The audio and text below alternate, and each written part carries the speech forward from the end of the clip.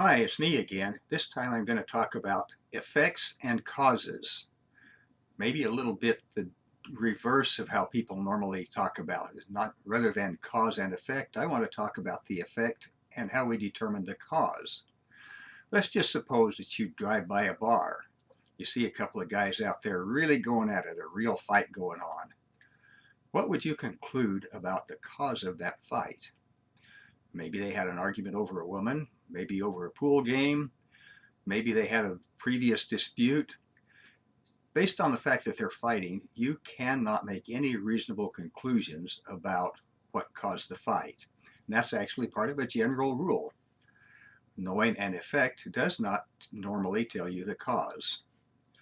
And in fact, sometimes there can be two or three causes for a single effect. Now let's change things just a bit. Again, you see a couple of guys going at it tooth and nail. Now one is white, the other is black. Does that change our conclusion? It should not.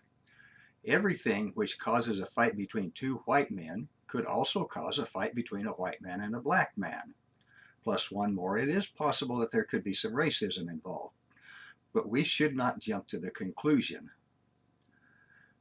For all we know, they may have had a previous dispute, an argument over a woman. Maybe they disagreed over who had the best football team. But we don't know. And just because they have different skin colors does not tell us anything definitive about what caused the fight. However, the sad fact is that in today's world we have way too many people who jump to the conclusion. They automatically assume that any dispute between people of different skin colors must be racism.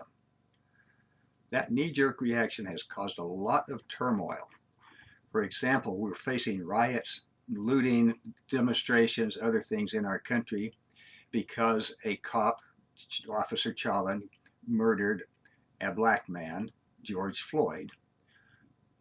The automatic assumption seems to be that this was a racist act, yet we have no indication of any racism on the part of Officer Chauvin. We do know that there was a previous dispute between the two because they had worked together doing security at a club. Mr. Floyd had accused Officer Chauvin of being too harsh. In fact, he was obviously too harsh when he did what he did to Mr. Floyd.